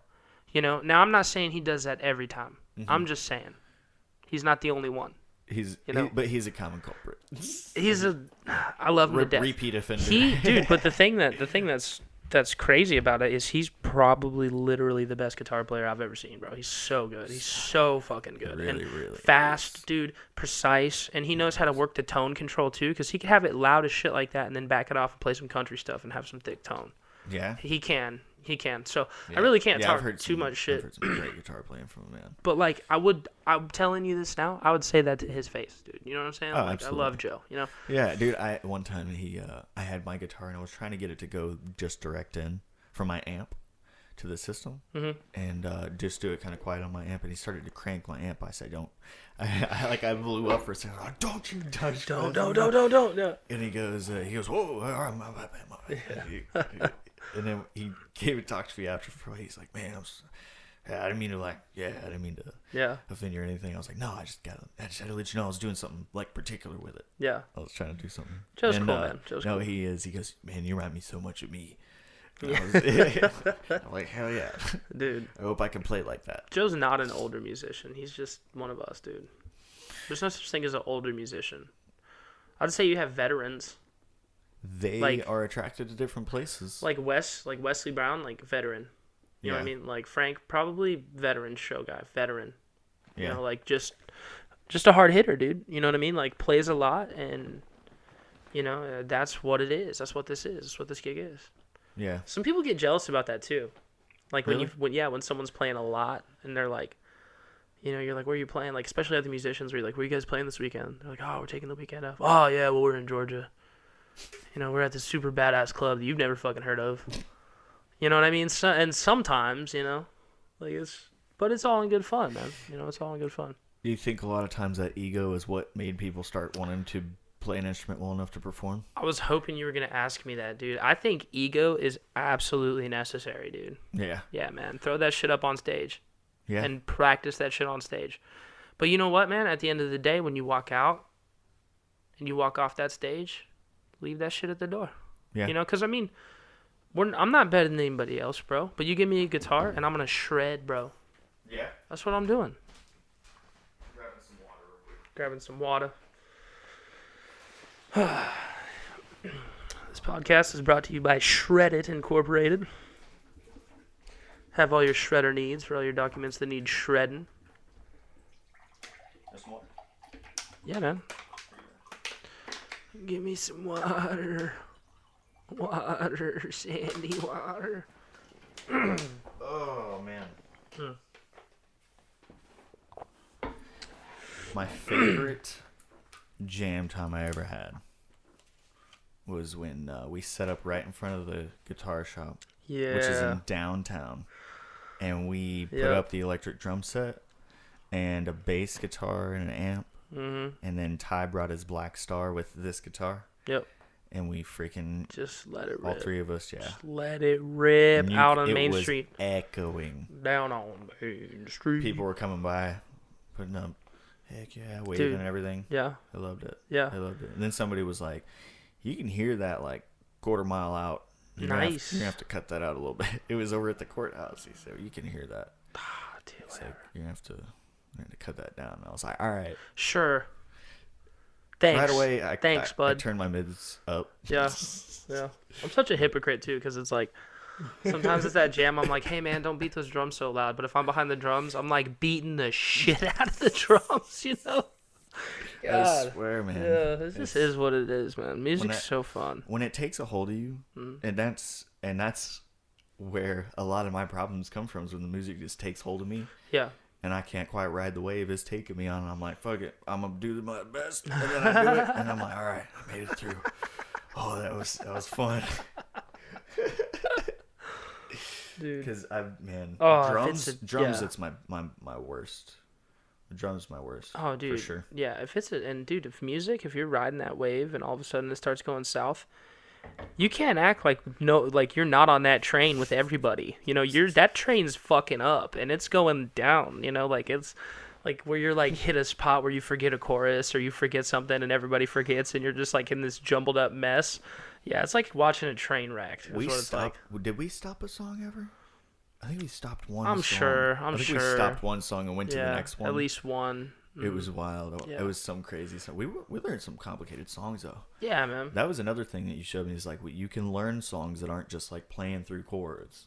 You know? Yeah, man. You can learn some strokes. You can learn these different songs, some queens where you don't even necessarily know what the chords you're playing, but you're just playing some damn power chords. Anything you fucking want to. No, dude, I appreciate that. I appreciate that compliment, man. No, you've definitely opened up some different insights as far as music goes. I think you have for a lot of people too. You know, especially being the guitar guy down at the store. Okay. So I work talking to people all the time. Yeah, I work at J&W Music in downtown Enterprise. We're just a music shop. We do. Yeah, man. I mean, we do lessons and we do all types of stuff. Cam actually teaches lessons up there, so you know, it's a collective of musicians, man. It's wonderful. It's been kind of rough because of the whole Corona stuff, getting items in right now, but it's supposed to clear up this next year, which is gonna be cool. Really? Yeah. Hopefully it does, but we're still staying busy because of the lessons and people are still supporting. People still coming by strings, man. And dude, please bring me your guitars, man, because I could fix them. And if I can't fix them, I know who I could get to fix them. You know, especially I know some of y'all got guitars for Christmas out there. Just go ahead and bring it in. If you don't know what you're looking at, just bring it on in. We can make sure it's set up for you, make sure it's looking good. Yep.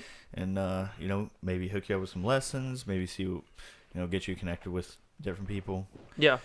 And that's my biggest thing that I have noticed makes me feel the best. Yeah. Is like getting people connected and they end up playing together. Absolutely, bro.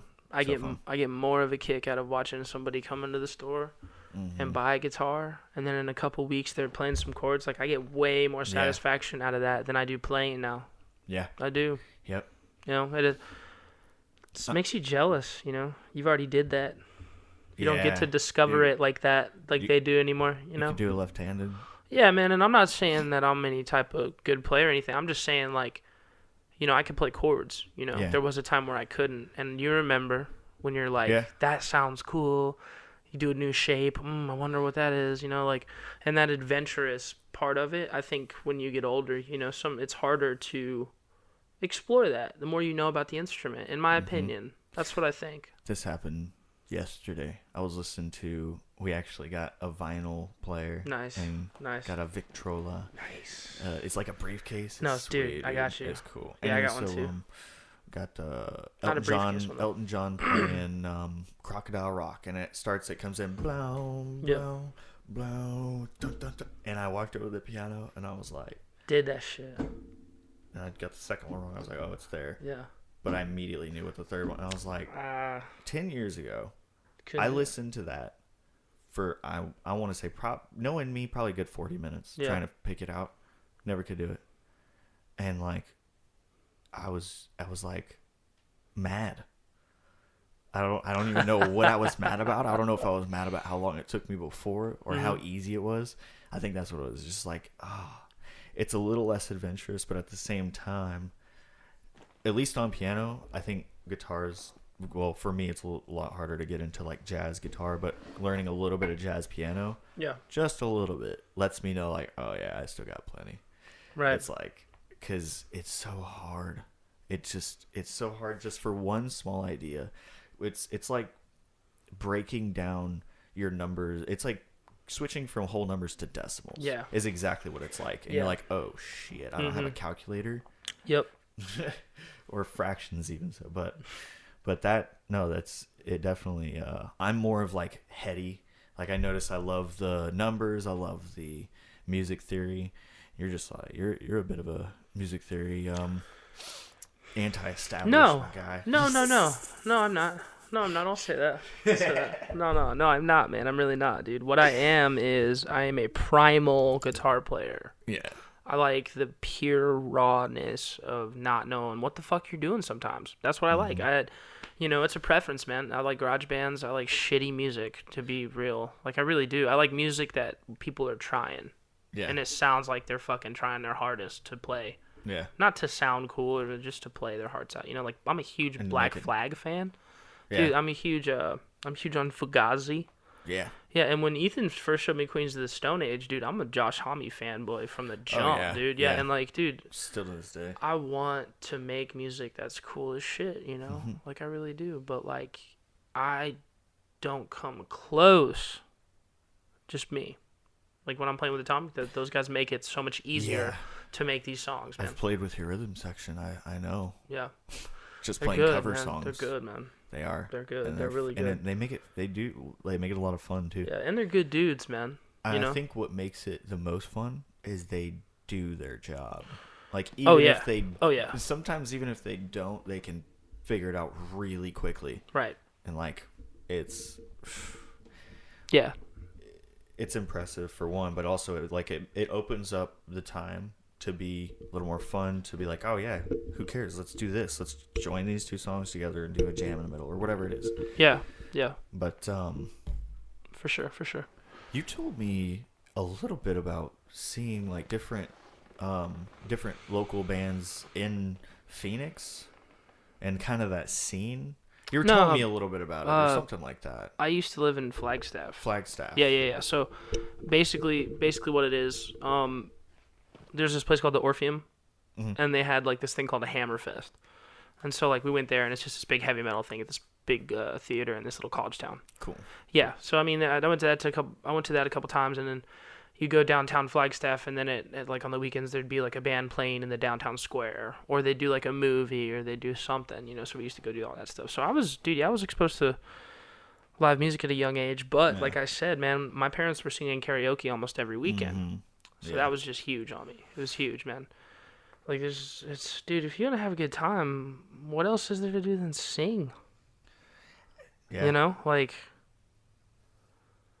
Dude, I mean, drinking's cool, but like, what's even cooler than that? When somebody nails a song, like they just sing it, and you're like, "Damn, I didn't know you could sing, bro!" And they're like, "Hell yeah!" Makes that person so much more fun to hang out with, so much more cooler, dude. In your book, and you're like, "That was impressive." You're like, "That's pretty freaking cool. I can't believe you could do that." And you go, "Yeah." And then like my kid, like I hope my kid can play and shit, like. And I'm at a place where like, I want to force her. I want to force her to fucking play. I want to be like, you're gonna learn how to play this drum set right now. We're gonna do an experiment where I'm not gonna ever tell Mason that he has to play one single time. Yeah, and I'm just gonna always do it. Yeah, and then we'll see what happens. And then we'll put them in a band together. Just institutionalize her. Just straight up musician her. You're going to Juilliard. Like, my kid will be free range musician. Yeah. No, that's a good way to put it. Free range musician. That's what I like to consider myself, man. Because I don't really get myself so wrapped up in theory. I just don't, man. Like, I understand enough about it to make sense. Like, I know what a chord is. I know what chords over chords are. I know when a stop is. I know what the rhythm pauses are. I know the different time signatures. But what I don't know is the right way to write a song. No, there's no right way to write the song. No, what music theory I think is unlocking for me is like when you go from a specific chord to another, you can throw this chord in there, or you can augment that for this kind of feeling, right? Or like you can, well, you're making sense of it. Things. Yeah, you're making sense of it like a language. Like, because what I've done on piano is I've sat and I've heard it, but I can't find it. Gotcha. And so that's what it unlocks. Is like, because I'll learn something, I'm like, oh, yeah, I know that sound. Yeah. And it's like, oh. It's eureka every time. Yeah. And that's where I get the most fun from it.